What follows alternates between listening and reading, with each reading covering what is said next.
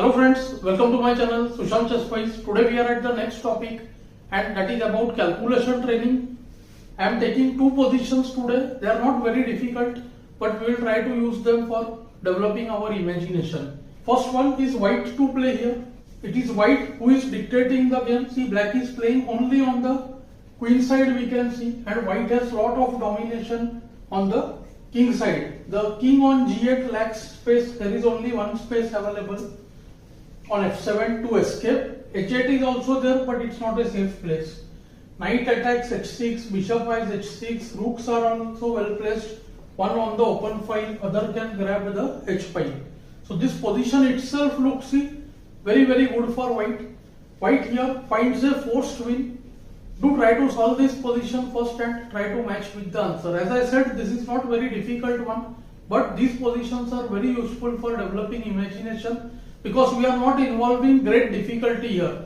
The depth is there, we will use that to improve imagination. White starts with queen takes h7. He is ready to sacrifice the queen, doesn't want to allow rook h1, h5. So white sees into the line, queen h7, king h7, rook h1 check. We can see kg8 forced, knight h6 check, king h7, see f7 is snatched away, and now see knight f7 check. But the problem lies here. After knight f7, king g8, what to do? The knight hangs. And this is where it looks like after rook h8 check, king f7, there is no time for rook d h1 because h8 hangs and most people leave the calculation here itself. But always we should see further, at least whenever there is some check or some important capture.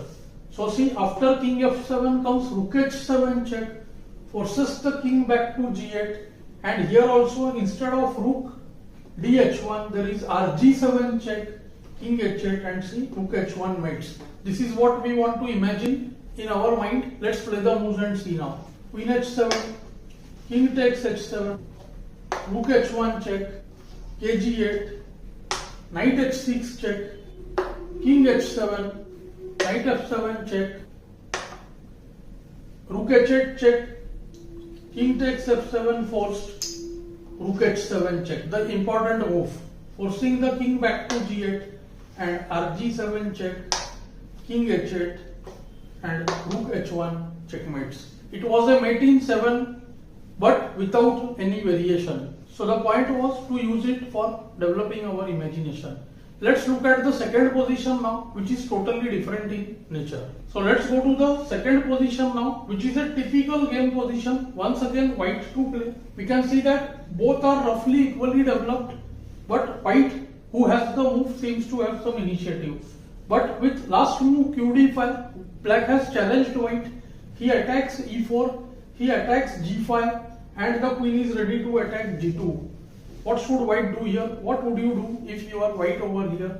Try to calculate first, then match with the analysis. White, who seems to be in some trouble here because see, bishop f6 doesn't work because of queen e4 check. Just the piece would be lost.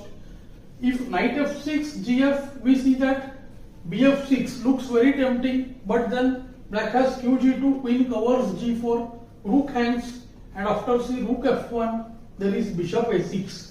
It will be not white but black who will be winning over there.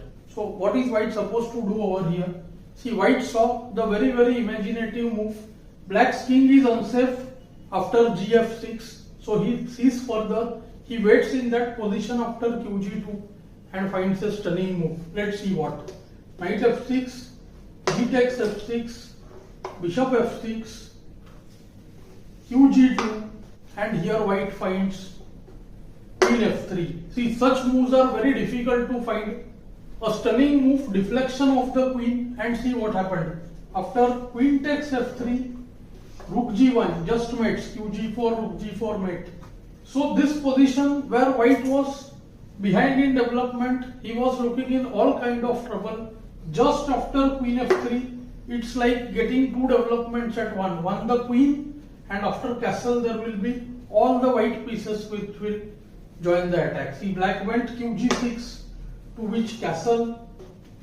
Now suddenly there are no defense to rook g1, queen h6 check, kb1, and here black chose to resign. See, there is absolutely nothing against rook g1. At the most, there is rook e8. To rook e8, white has multiple choices. See, there is queen c6. Not for the e8 rook. After the bishop moves, bishop a6 can be played because f6 is hanging. White has a fascinating mate. See, after queen c6, if queen f6, then e8 would be taken. So what happens? After queen c6, bishop d7 or bishop b7, whatever is done, there is the rook g1 check, king f8 and qc5, rook e7, qe7 mates on the spot. And if there would be no queen c6, then also there would be rook g1, king f8, bg7, qg7, rook takes g7, k takes g7, rook g1 check. See, rook and bishop for queen, but here also after king f8, queen f6, it's an absolute losing position. There is no defense to rook g7 followed by rook h7 and rook h8 mate. This position is also losing. Thus, black's decision to resign after kb1 was reasonable. So, two different positions with the same idea of developing our imagination. I hope you enjoyed this lesson. Do let me know in the comments below. Thanks for your time.